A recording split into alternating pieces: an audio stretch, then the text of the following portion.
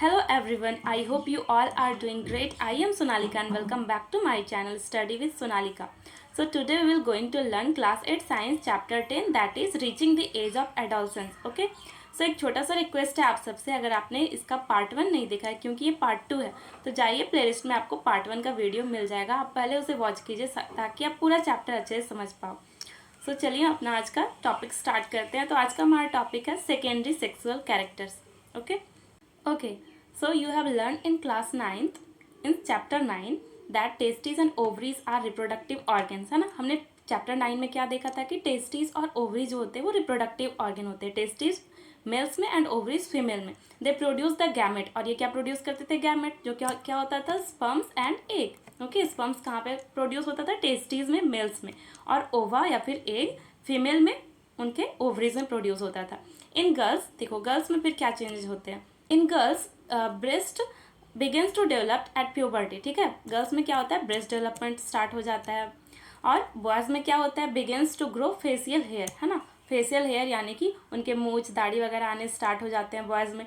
That is moustaches and beard, मतलब उनके मूंछ और दाढ़ी आने लगते हैं। At age these features help to distinguish the male from the female they are called secondary sexual characters. और यही जो फीचर्स हैं, जैसे कि लड़कियों में ब्रेस्ट डेवलपमेंट होना और लड़कों का मूंछ दाढ़ी आना, फेशियल हेयर का ग्रो होना, ये जो है सो क्या करता है? दोनों को अलग करने में, डिस्टिंग्विश करने में हेल्प करता है। और इसे ही क्या कहा जाता है?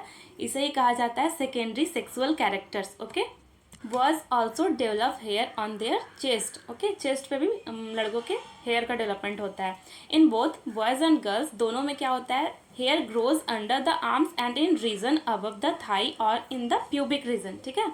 यहाँ पर भी क्या होता है? हेयर का ग्रोथ होता है दोनों में, गर्ल्स में और बॉयज़ में। सो इतने सारे जो चेंजेस हो रहे हैं एडोलसेंस के फेज में, हमारे बॉडी में बहुत सारे चेंजेस देखने को मिल रहे हैं। तो ये सब चेंजेस को कंट्रोल कौन करता है? तो these all changes are controlled by hormones. Okay, hormones होते हैं हमारे बॉडी में जो कि सिक्रेट होते हैं एंडोक्राइन ग्लैंड से, उनके द्वारा ये सारे चेंजेस को कंट्रोल किया जाता है। यही हार्मोन्स जो होते हैं, इन्हीं के सिक्रेशन की वजह से सारे चेंजेस हमारे बॉडी में होते हैं। Okay, so hormones are chemical substances. Hormones क्या होते हैं? केमिकल सब्सटेंसेस होते हैं। These are secretion from endocrine gland, और इनका सिक्रेशन कहाँ से होता है? एंडोक्राइन ग्लैंड से और एंडोक्राइन सिस्टम से। द मेल हार्मोन, जो मेल में जो हार्मोन होता है उसे टेस्टोस्टेरॉन कहा जाता है, ठीक है। टेस्टोस्टेरॉन मेल हार्मोन्स होता है। Begins to release by the testis, और ये कहाँ से रिलीज होता है? टेस्टिस से रिलीज होता है at the onset of puberty, मतलब जब प्यूबर्टी स्टार्ट होता है मेल्स में तो टेस्टिस से कौन सा हार्मोन सिक्रेट होता है? टेस्टोस्टेरॉन। और इसी कारण सारे चेंजेस देखने को मिलते हैं बॉडी में।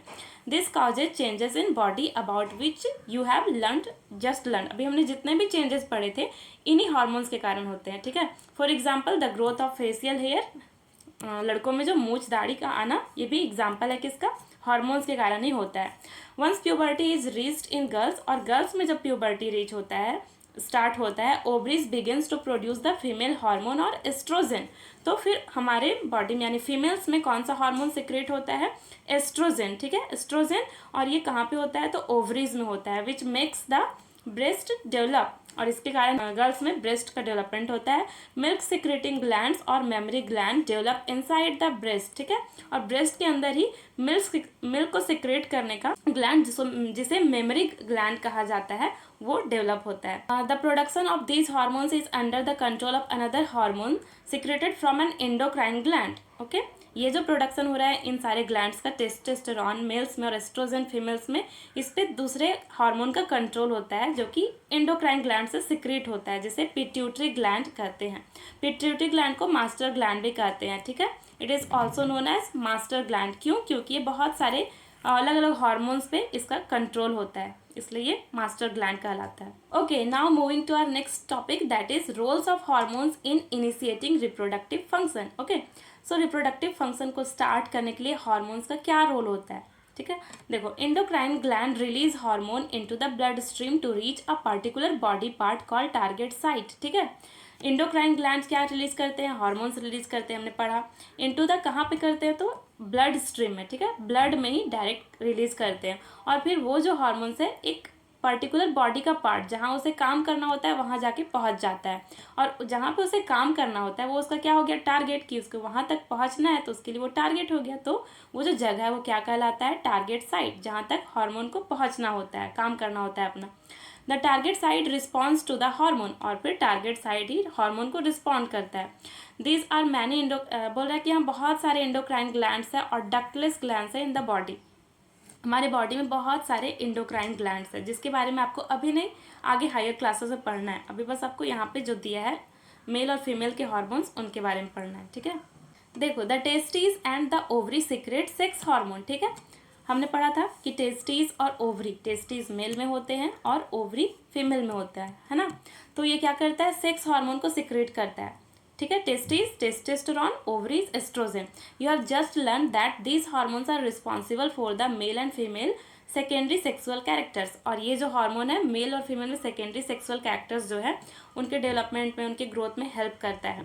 Further the sex hormone are under control of hormone from the pituitary gland. और यही जो सेक्स हार्मोन है इस पे किसका कंट्रोल होता है, पिट्यूटरी ग्लैंड का। ये भी हमने देखा, अभी फिगर में भी देखेंगे कैसे काम करता है। The pituitary secrets many hormones. Pituitary से इन सेक्स हार्मोन को ही नहीं बल्कि इसके अलावा बॉडी में और भी बहुत सारे हार्मोन्स हैं जिन्हें सिक्रेट करता है, उन पर कंट्रोल करता है। वन ऑफ विच मेक्स ओवा mature in the ovaries and sperm form in the testis. देखो, बोल रहा है कि पिट्यूटरी बहुत सारे हार्मोन्स को सिक्रेट करता है, रिलीज करता है। तो उसमें से एक क्या करता है, टेस्टिस में क्या फॉर्म करता है, स्पर्म, और ओवा को मैच्योर बनने में हेल्प करता है पिट्यूटरी ग्लैंड से ही एक कोई सा हार्मोन। ओके, सो यहाँ पे चार्ट देखो दिया हुआ एक फ्लो चार्ट है ये। हार्मोन्स फ्रॉम पिट्यूटरी, ठीक है।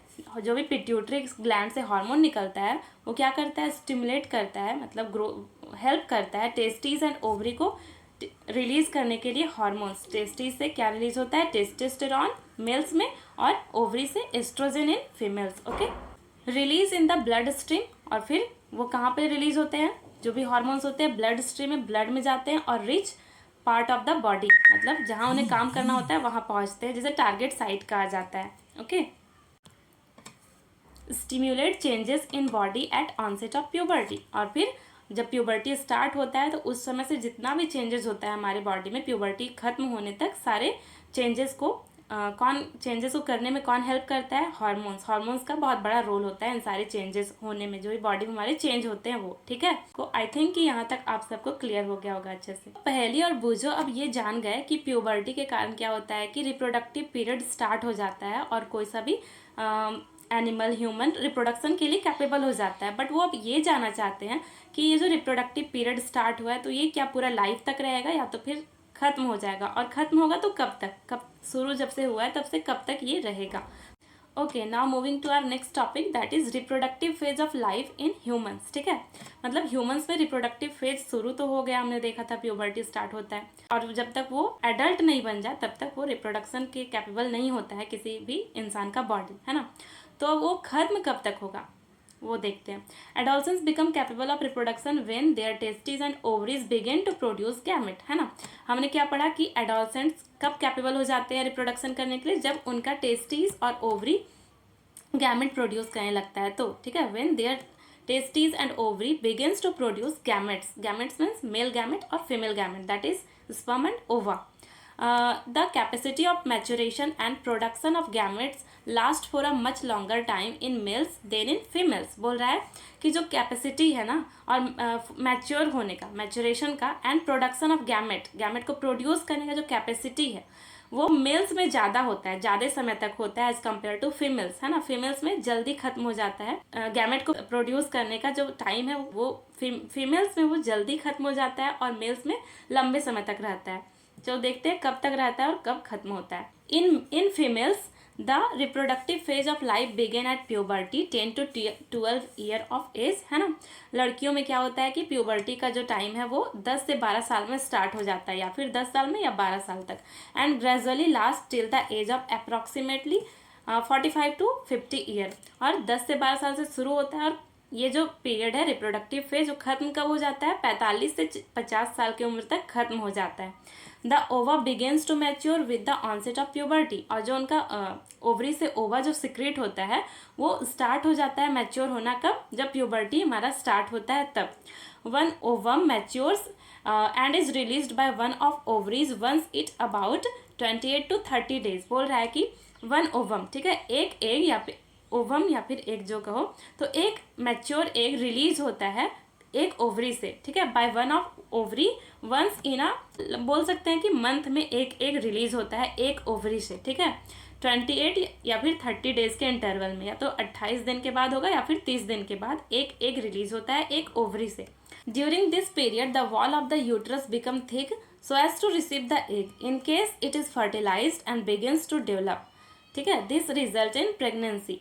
बोल रहा है कि ये जो एग रिलीज होता है हर मंथ, मतलब 28 से 30 डेज के इंटरवल में ओवरी से एक ओवम या फिर एग रिलीज होता है. ड्यूरिंग दिस पीरियड, इस पीरियड पे क्या होता है कि जो हमारा यूट्रस होता है, हमने पीछे देखा था ना चैप्टर 9 में यूट्रस का डायग्राम, तो यूट्रस का जो वॉल होता है बिकम थिक, वो कैसा हो जाता है, थिक हो जाता है, मतलब मोटा हो जाता है. क्यों होता है, ताकि वो एग को रिसीव कर सके.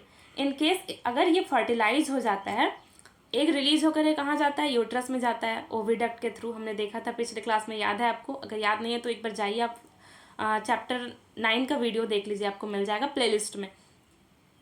इन case it is fertilize and begin to develop, अगर ये फर्टिलाइज हो गया, हमने पीछे क्लास में पढ़ा था ना कि अगर स्पर्म आ गया और एग और स्पर्म फर्टिलाइज हो गए हैं, तो फर्टिलाइजेशन होने के बाद जायगोट बनता है, और जायगोट का फर्दर डेवलपमेंट होते होते जब वो जायगोट से एम्ब्रियो बन जाता है तो कहाँ चला जाता है, यूट्रस में, ठीक है, यूट्रस में चल जाता है. फिर वहीं पर फर्दर आगे वीमेन जब प्रेग्नेंट होती है और फिर वो वहाँ पे बच्चे का डेवलपमेंट होता है और बच्चे का जन्म होता है.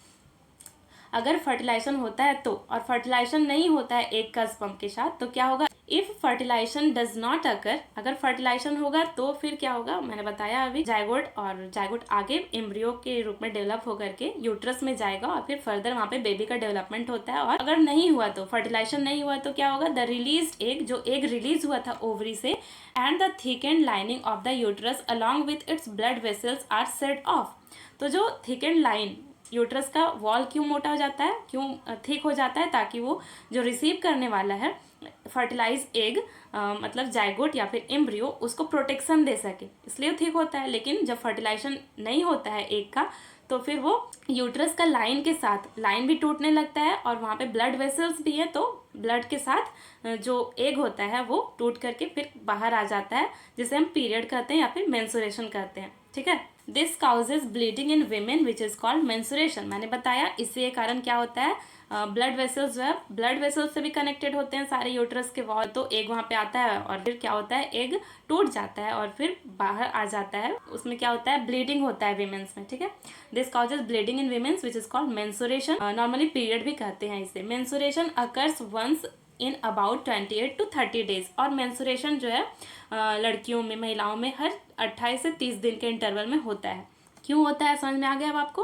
क्योंकि एग फर्टिलाइज नहीं करता है तो फिर वो बाहर आ जाता है. The first menstrual flow begins at puberty and is termed menarche, ठीक है, मिनार्की. जब द फर्स्ट मेंस्ट्रुअल फ्लो, मतलब जब पहला मेंस्ट्रुअल फ्लो होता है, कब स्टार्ट होता है, प्यूबर्टी के टाइम, मतलब 10, 11, 12, 13 साल इतना में स्टार्ट हो जाता है गर्ल्स में. और पहला जब मेंस्ट्रुअल फ्लो आता है तो इसे क्या कहा जाता है, मिनार्की, ठीक है, याद रखना ये जो टर्म है मिनार्की इंपॉर्टेंट है. एट द 45 to 50 ईयर, ठीक है, 45 से 50 साल होते होते द मेंस्ट्रुअल साइकिल स्टॉप. ये जो मेंस्ट्रुअल साइकिल है ये स्टॉप हो जाता है. इसे क्या कहते हैं, स्टॉपेज ऑफ मेंस्ट्रुअल साइकिल या फिर menstruation is termed as menopause, ठीक है, मेनोपॉज. जब स्टार्ट होता है मेंस्ट्रुएशन से क्या कहते हैं, मिनार्की, और जब स्टॉप होता है कब होता है, 45 to 50 ईयर के एज में, इसे क्या कहते हैं, मेनोपॉज या फिर मेनोपॉज. ओके, दोनों टर्म इंपॉर्टेंट है, सो याद रखना दोनों. इनिशियली मेंस्ट्रुअल साइकिल में भी irregular, it takes some time to become regular. बोल रहा है जब स्टार्ट होता है during puberty, onset of puberty menstruation, तो क्या होता है, मेंस्ट्रुअल साइकिल जो होता है हो सकता है इरेगुलर हो, मतलब कभी 28 डे में हो, कभी 30 डे में, तो कभी थोड़ा ज़्यादा आगे पीछे भी हो सकता है, जल्दी हो जाना 2-4 दिन. तो ये जो होता है स्टार्टिंग में ही बस होता है, कुछ टाइम के बाद ये जैसे जैसे बॉडी को आदत हो जाता है ये रेगुलर होने लगता है. I hope this is clear to you all. तो हम लोग कह सकते हैं कि रिप्रोडक्टिव लाइफ जो होता है विमेंस में, वो कहाँ से स्टार्ट होता है, मिनार्की से स्टार्ट होता है और मेनोपॉज में खत्म हो जाता है, ठीक है. रिप्रोडक्टिव पीरियड जो हमारा होता है महिलाओं का, फीमेल्स का, वो मिनार्की से, यानी मेंस्ट्रुअल साइकिल स्टार्ट जब होता है दैट इज मिनार्की, और स्टॉप जब होता है दैट इज मेनोपॉज. इतना ही होता है रिप्रोडक्टिव लाइफ. ओके, सो मेंस्ट्रुअल साइकिल, ठीक है, जो मेंस्ट्रुएशन हो रहा है, मेंस्ट्रुअल साइकिल हो रहा है, वो किसके द्वारा कंट्रोल होता है, वो भी हमारे हार्मोन्स के द्वारा ही कंट्रोल होता है. The cycle include the maturation of egg, its release, thickening of uterine wall and its break down if pregnancy does not occur. बोल रहा है मेंस्ट्रुएशन साइकिल जो कंट्रोल होता है हार्मोन के द्वारा, ठीक है, हार्मोन्स के द्वारा द साइकिल इंक्लूड। और इस साइकिल में, मेंस्ट्रुअल साइकिल में क्या क्या इंक्लूड होता है, एक का मैच्योर होना, ठीक है, मैच्योरेशन ऑफ एक, दूसरा मैच्योर होने के बाद ओवरी से रिलीज होना, निकलना, उसके बाद फिर थिकनिंग ऑफ यूटेराइन वॉल, जो यूट्रस का यूटेराइन वॉल है उसका मोटा होना, थिक होना, एंड इट्स ब्रेक डाउन, और फिर उसका टूट जाना, वॉल का टूट जाना अगर वो फर्टिलाइज नहीं होता है स्पर्म के साथ, तो फिर ये pregnancy does not occur. In case the egg is fertilized, it begins to divide and then gets embedded in the uterus for further development as you have learnt in chapter 9। बोल रहा है कि in case क्या होगा, अगर egg fertilize हो गया, ठीक है, किसके साथ, स्पर्म के साथ, तो ये डिवाइड होगा आगे, और फिर हमने पढ़ा था कि जाइगोट बनेगा, जाइगोट आगे डेवलपमेंट होते जाएगा, डिवाइड होकर के एम्ब्रियो बनता है, और फिर कहाँ चला जाता है, यूट्रस में चला जाता है फॉर फर्दर डेवलपमेंट, मतलब फिटस बनेगा, पूरा का पूरा पार्ट, मतलब बेबी का डेवलपमेंट होगा। हमने पढ़ा था चैप्टर 9 में, आपको याद होगा, फिगर भी देखा था, है ना। तो यहाँ पे पहेली जो है वो सोच रही है कि देखी थी अपनी मम्मी और आंटी को बात करते हुए कि किसी कोई औरत प्रेग्नेंट थी, तो बात कर रहे थे कि इसे लड़की होगी या लड़का। तो सोचती है कि कैसे होता है, मतलब जब फर्टिलाइज एग होता है वो डेवलप होता है, तो कैसे पता चलता है कि वो जो जाइगोट बना है या फिर जो बेबी है बनने वाला है वो फिर लड़का होने वाला है या फिर लड़की, बॉय और गर्ल, ठीक है। देखो, इनसाइड द फर्टिलाइज्ड एग और zygote is the instruction for determine the sex of a baby, ठीक है। मतलब बोल रहा है कि जो फर्टिलाइज एग या फिर जाइगोट होता है उसके अंदर ही एक इंस्ट्रक्शन होता है कि वो जो बेबी होने वाला है वो बॉय होगा या फिर गर्ल होगी। दिस इंस्ट्रक्शन इज प्रेजेंट, और वो जो इंस्ट्रक्शन होता है वो कहाँ पे प्रेजेंट होता है, in the thread like structure called chromosome in the fertilized egg. जो एक फर्टिलाइज हो गया है, यानी कि फर्टिलाइज्ड एग मतलब जाइगोट, ठीक है, जाइगोट भी कहते हैं। क्यों, जब हमने पढ़ा था पीछे कि स्पर्म और एग जब फर्टिलाइज होते हैं तो एज अ रिजल्ट क्या बनता है, जाइगोट बनता है। तो उस जाइगोट में इंस्ट्रक्शन के रूप में क्या प्रेजेंट होता है, थ्रेड लाइक स्ट्रक्चर, जिसे क्रोमोजोम कहा जाता है। और आपने चैप्टर 8 में पढ़ा था क्रोमोजोम कहाँ पे रहता है, याद है ना आपको, सेल के अंदर न्यूक्लियस, और न्यूक्लियस के अंदर क्या प्रेजेंट होते हैं, क्रोमोजोम। तो वहाँ पे दिया हुआ है कि chromosomes are present inside the nucleus of every cell. All human beings have 23 pairs of, सारे ह्यूमन बींग्स में कितने पेयर में क्रोमोजोम होते हैं, तो 23 पेयर्स ऑफ क्रोमोजोम प्रेजेंट होते हैं। कहाँ पे, उनके सेल्स के न्यूक्लियाई में, okay. 2 chromosomes out of these are 6 chromosome. तो 23 पेयर जो क्रोमोजोम होते हैं सारे ह्यूमन बींग्स में, उनके न्यूक्लियाई में, उनमें से 2 जो क्रोमोजोम के पेयर होते हैं वो 6 क्रोमोजोम होते हैं, okay, named X and Y. और 6 क्रोमोजोम का नाम क्या होता है, एक का नाम होता है एक्स और दूसरे का नाम होता है Y. A female has 2 X chromosome while a male has 1 X and 1 Y chromosome. Female के पास कितना क्रोमोजोम होता है, 2 होता है और दोनों X होता है। लेकिन मेल के पास एक X होता है और दूसरा Y होता है, ठीक है। सो यहाँ पे देखो, द गैमेट्स, गैमेट्स का मतलब एग एंड स्पर्म, ठीक है, हमने पढ़ा है gametes, male gamete and female gamete have only 1 set of chromosome. दोनों के पास एक सेट होता है क्रोमोजोम का। The unfertilised egg always has 1 X chromosome, okay. Unfertilize egg मतलब जो ओवरी से रिलीज होता है एग, उसके पास हमेशा एक्स क्रोमोजोम होगा। क्यों, क्योंकि फीमेल में हमने पढ़ा है कि दोनों एक्स क्रोमोजोम होता है। बट लेकिन क्या होता है मेल्स में, देखो, sperms are of 2 kinds. Sperm जो होते हैं वो 2 तरीके के होते हैं, एक होता है एक्स और एक वाई, हमने पढ़ा। 1 kind has an X chromosome and other kind has a Y chromosome. एक जो है एक्स होता है और दूसरा वाई होता है। सी द फिगर 10.4, फिगर भी दिया हुआ भी हम देखेंगे। When a sperm containing X chromosome fertilize the egg, अगर मान लो कि स्पर्म है जो कि एक्स क्रोमोजोम कंटेन किया है और वो एग से फर्टिलाइज कर रहा है, मिल रहा है, मीट कर रहा है, the zygote would have 2 x chromosome and develop into a female child. तो हमने पढ़ा कि फीमेल के पास हमेशा दोनों एक्स क्रोमोजोम ही होता है, लेकिन मेल्स के पास क्या होते हैं, एक एक्स होता है और एक वाई होता है, ठीक है। तो जब भी मान लो कि फीमेल मतलब मेल के पास से एक्स क्रोमोजोम आया तो फीमेल के पास से क्या आएगा, दोनों तो एक्स ही है तो यहाँ से एक्स ही आएगा। तो दोनों जब फर्टिलाइज करेंगे तो एक्स एक्स किसका सेक्स डिटरमाइन होता है, एक्स एक्स से गर्ल चाइल्ड, ठीक है, फीमेल होगी फिर गर्ल चाइल्ड होगी। लेकिन अगर मेल से वाई आया और फीमेल से हमेशा तो एक्स ही आएगा, तो एक्स वाई जब फॉर्मेशन होगा एक्स वाई का तो क्या बनेगा, फिर बेबी बॉय बनेगा, ठीक है, बॉय चाइल्ड आएगा। यहाँ पे देखो,